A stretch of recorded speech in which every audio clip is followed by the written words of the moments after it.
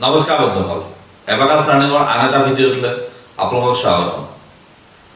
আজি আমি এবাকাছ টুলছটো ব্যৱহাৰ কৰি কেনেকৈ অংক শিকিম বা বিম কি বিটছ কি এইবোৰ একো কথা আলোচনা নকৰোঁ। জীৱনত আনুষংগিক এনেকুৱা কিছুমান বস্তু আছে যিবোৰ নিশিকিলে আপুনি কোনো কোৰ্ছেই নট অনলি এবাকাছ কোনো কোৰ্ছেই আপুনি সফলভাৱে শিকিব নোৱাৰে। কিয়নো সফলভাৱে যিকোনো এটা কোৰ্ছ শিকিবৰ কাৰণে প্ৰথম প্ৰয়োজন হৈছে সেই কোৰ্ছটোত লগা একাগ্ৰতা। আপোনাৰ যদি একাগ্ৰতাৰ অভাৱ তেতিয়াহ'লে আপুনি কোৰ্ছটো কেতিয়াও শিকিব নোৱাৰিব। আৰু একাগ্ৰতাৰ কাৰণে আমি কিছুমান সৰু সৰু বস্তু জানিব লাগিব। তাৰে প্ৰথম দিশটো হৈছে কেনেকৈ বহিব। ছাত্ৰ ছাত্ৰীক আপুনি কেনেকৈ বহিব দিব। এবাকাছ শিকিলে শুই শিকিব নে থিয় শিকিব নে বহি শিকিব, বা বহুতে কেনেকৈ বহিব, যিটো সিটিং পজিশ্যন, সেই পজিশ্যনটো বহুত ইম্পৰ্টেণ্ট। আজি আমি এই ভিডিঅ'টোত সেই সিটিং পজিশ্যনৰ ওপৰত বিশদভাৱে আলোচনা কৰিম। সিটিং পজিশ্যন ঠিক হ'লে একাগ্ৰতা বাঢ়িব, আৰু একাগ্ৰতা বাঢ়িলে এবাকাছ টুলছটো শিকাত যথেষ্ট সহায় হ'ব।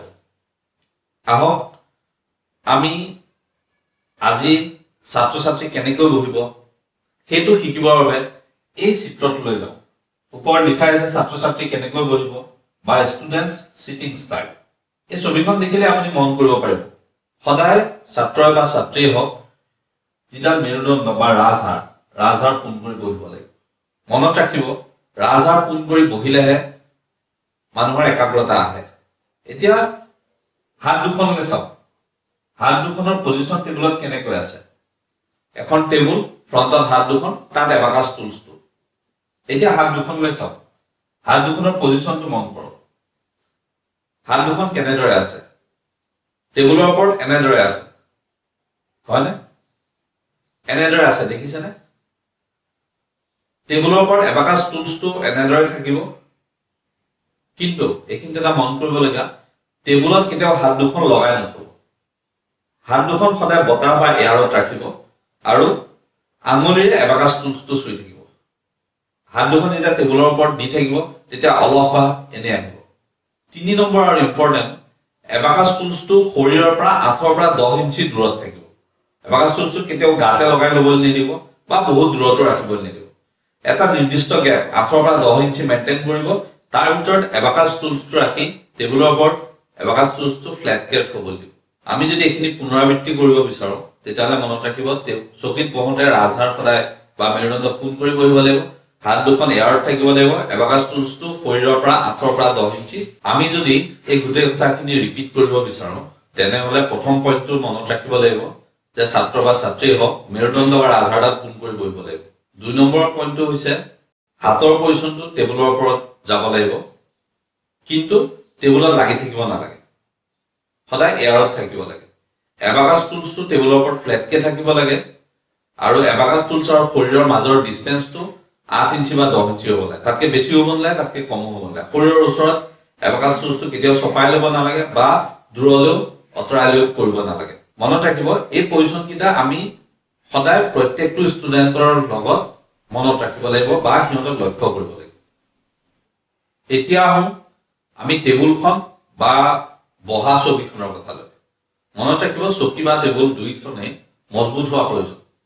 যেতিয়া টেবুলখন লৰচৰ কৰি থাকিব বা পজিশ্যন ঠিক নহ'ব বা লেহুকা হ'ব বা ছবিখনৰ কণ্ডিশ্যনটো তেনেকুৱা হ'ব বা লৰচৰ কৰি থাকিব, তেতিয়া সেই ছাত্ৰ বা ছাত্ৰীজনে কেতিয়াও অংকটো কনচেনট্ৰেট কৰিব নোৱাৰে।